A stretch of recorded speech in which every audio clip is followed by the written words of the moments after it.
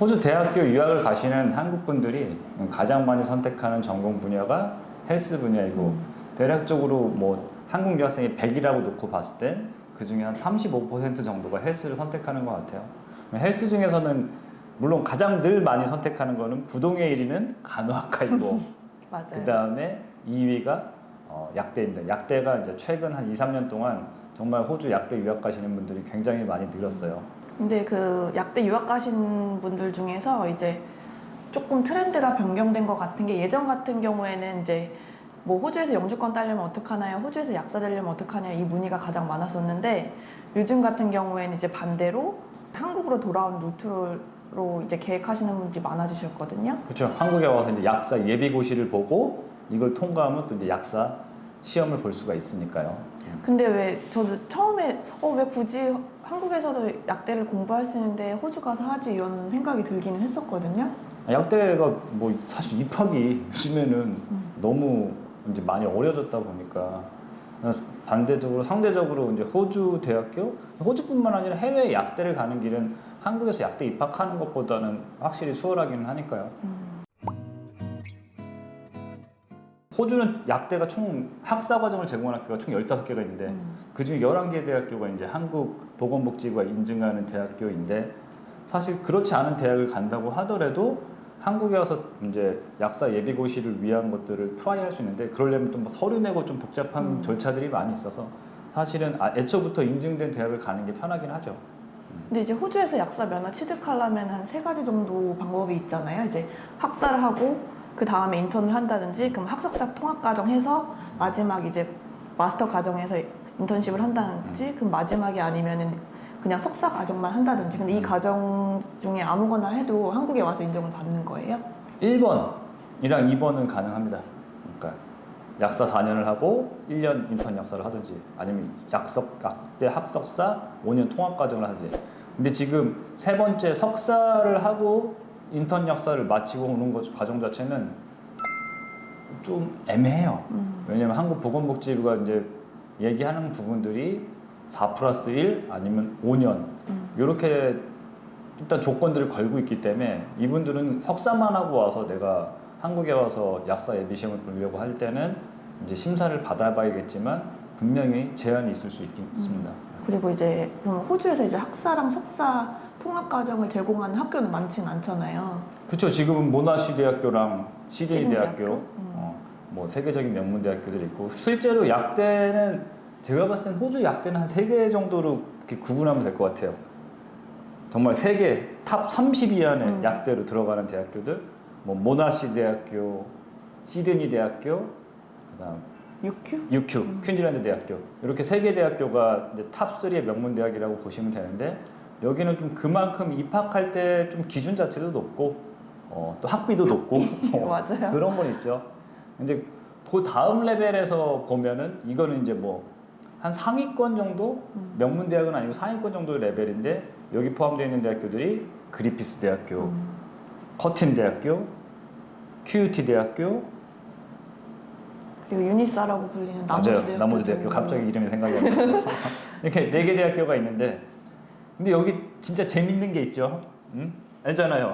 이 4개 대학교 중에 정말 아니 그 앞에 명문 대학교 3개까지 다 포함해서 7개 대학교 중에 네. 정말 한 개 대학교에 거의 몰빵은 아니지만 정말 많이 몰리고 있죠. 많은 한국 학생들이 있다고 들었고 네. 뭐 실제로 우리도 매년 이 학교로 최소 10명 이상씩 보내고 있으니까 근데 아무래도 그 학교 자체가 이제 가는 장점이 조금 있는 것 같기는 해요. 네. 그렇죠. 너무 뻔하잖아요. 첫 번째 선수 과목이 없다.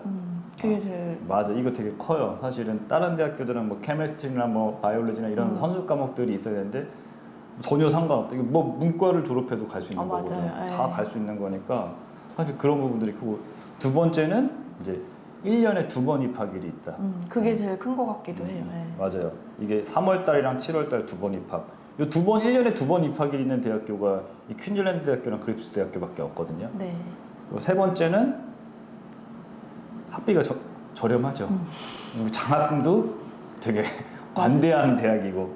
그러니까 조금 내년 대선 변경이 있을 수도 있지만 아무래도 이제 그런 최상위권 대학교들은 막 5만 불대가 넘어가는데 이제 그리피스 대학교 같은 경우에는 그렇죠. 3만 불 중반대에서 여기서 또 장학금을 뭐 이제 20% 25%씩 주니까. 근데 20% 장학금은 내년에 이제 없어질 거고 내년에 25% 장학금만 남긴 하는데 근데 그런 부분 때문에 한국생들이 정말 제가 볼 때 너무 많이 가지 않나? 그래도 그 다음에 또 많이 가는 대학교 모나시 대학교. 그쵸. 모나시 대학교는 워낙에 뭐 세계 대학 랭킹 약대에서 1등, 2등을 왔다 갔다 하니까. 근데 반면에 또 그리피스는 영어 점수가 7.0인데 그 최상위권 모나시 대학교는 또 영어 점수가 근데 모나시 대학교 영어 점수 낮은데 솔직히 그 점수로 들어가면은 수업 못 따라가요 진짜. 이게 근데 막 학생들은 또 그런 거 보고 선택하는 경우가 많잖아요. 예, 유니스타도 영어 점수가 애초에 낮고. 근데 모나시 대학교를 입학하실 수 있는 성적이면은 내가 볼 때는 IELTS 뭐 정말 한 6.5가 입학 기준이지만 7.0 다 정도 되는 것 있으시겠죠. 같아요. 네, 맞아요. 맞아요. 네. 그리고 이제 남호주 대학교 여기는 1년에 입학하는 한국 학생이 정말 평균적으로 2명, 3명 네. 그 정도 되는 것 같고 커튼 대학교는 없거나 막 1명. 아무래도 좀 위치적인 그런 게 정도 무시 있는 못하는 것 것 같고. 같기는 해요. 예. 이 QUT 대학교가 사실은 위치라든지 뭐 여러 비용적인 면에 조건에서 되게 좋은 대학인데 여기가 이제 보건복지부에 등록이 안 돼 있다가 이렇게 최근에 이제 QUT 대학교 약대를 졸업하고 인턴 약사 취득하고 한국에 오신 분이 이제 예비고사 시험 자격이 주어졌으니까 QUT도 이제 한국에서 약사 시험을 볼 수 있는 대학이 되는 거고 이제 그 밑으로 대학들이 몇 개가 있는데 글쎄 뭐 제가 요새 대학교 이름 네임밸류 말하면 조금 그렇긴 한데 뭐 이 대도시에 있는 또 다른 약대들이 있는데 여기는 제가 봤을 때는 그렇게 크게 메리트가 없어요 솔직히. 제가 메리트가 왜 없는지는 여기서는 말 못해요. 그리고 그 외에는 정말 지방 시골에 있는 대학인데 호주 사람들도 처음 들어본 대학교들. 예. 굳이 여기를 가야 되나 라고 하면 또 그건 아니고 그래서 제가 봤을 때는 타겟팅이 되는 대학교들은 앞에 말한 그 3개의 명문 대학교랑 4개의 상위권 대학교 요 7개 정도가 딱 될 것 같아요. 졸업생 비자가 원래는 학사를 마치면 2년, 석사를 마치면 3년인데 이게 뭐 헬스 분야나 뭐 이제 IT나 엔지니어링 등 일부 전공자들 약대는 당연히 포함이 되죠.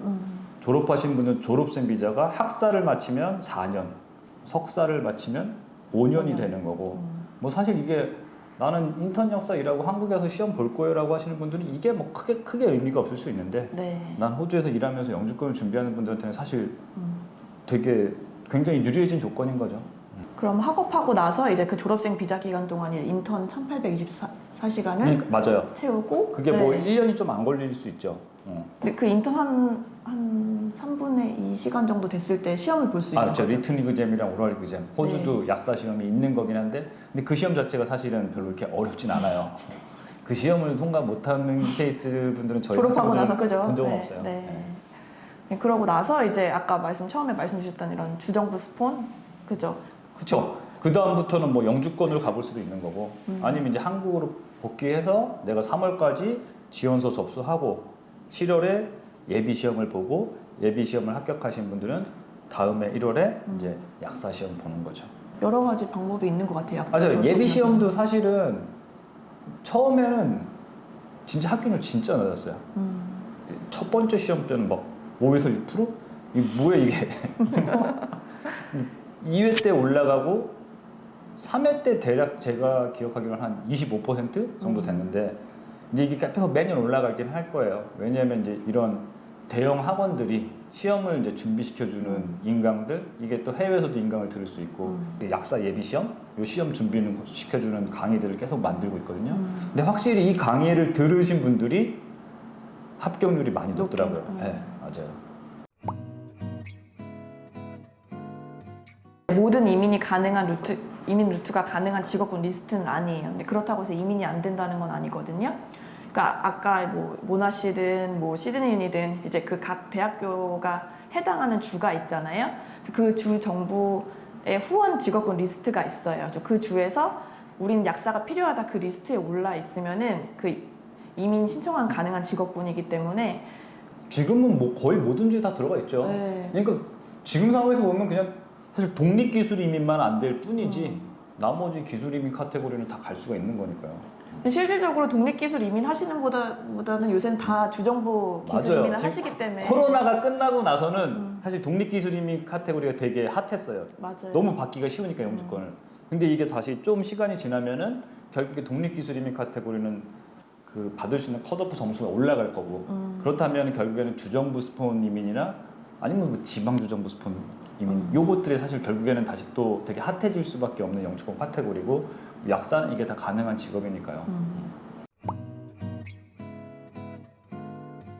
저희 회사는 지금 아까 말씀드린 모나시 대학교, 시드니 대학교, 퀸즐랜드 대학교, 그리피스 대학교, QUT 대학교, 유니에스의 커트앤의 약대 저희 모든 학생들이 재학을 하고 있고 아까 말씀드린 특정 대학교는 정말 저희 학생들이 너무 많이 지금 다니고 있기도 합니다. 그 학생들끼리 이제 아예 커뮤니티가 잡혀가지고 나뉘어져 있다고 하더라고요. 영주권 준비하는 학생들 아니면 한국 와서 이제 그 약사고시 보려는 친구들끼리 맞아요. 모여서 이들 같이 스터디 그룹 해요. 공부도 맞아요. 한다고 네. 하니까 네. 뭐 호주 약대 입학 아니면 이제 약대 입학 후 한국으로 돌아오는 루트 아니면 이제 저희가 또 브리즈번에 또 법무사님이 계세요. 그래서 호주 약사 면허 취득하고 영주권 등 관련해서 궁금하신 점 있으시면은 저희에게 연락 주시면 언제든지 도와드리도록 하겠습니다.